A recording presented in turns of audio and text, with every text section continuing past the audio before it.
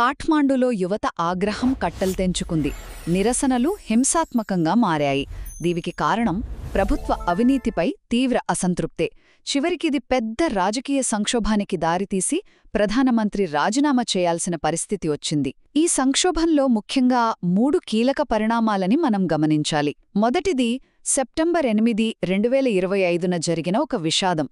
చూడండి, కాఠ్మాండూలో పోలీసులు కాల్పులు జరపడంతో సుమారుగా 19 నుంచి 20 మంది యువ నిరసనకారులు చనిపోయారు.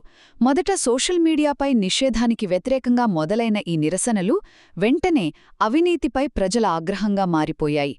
చివరికి ప్రధాని ఓలీ రాజీనామా చేయాల్సొచ్చింది. ఇక రెండవది సెప్టెంబర్ 9న పరిస్థితి మరింత తీవ్రమైంది. ఎంత దారుణమంటే నిరసనకారులు మాజీ ప్రధాని ఝాలానాథ్ ఖనాల్ ఇంటిపై దాడి చేసి నిప్పుపెట్టారు.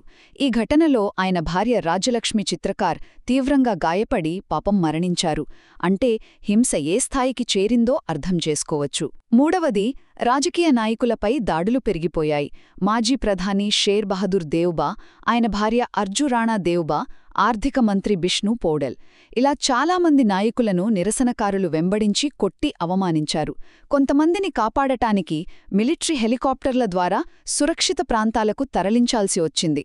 అంటే వ్యవస్థపై ప్రజలకు నమ్మకం ఎంత తగ్గిపోయిందో ఇది చూపిస్తోంది. ప్రస్తుతం నేపాల్ యువత ఆగ్రహం, తీవ్ర హింస, రాజకీయ అనిశ్చితితో కొట్టుమిట్టాడుతోంది.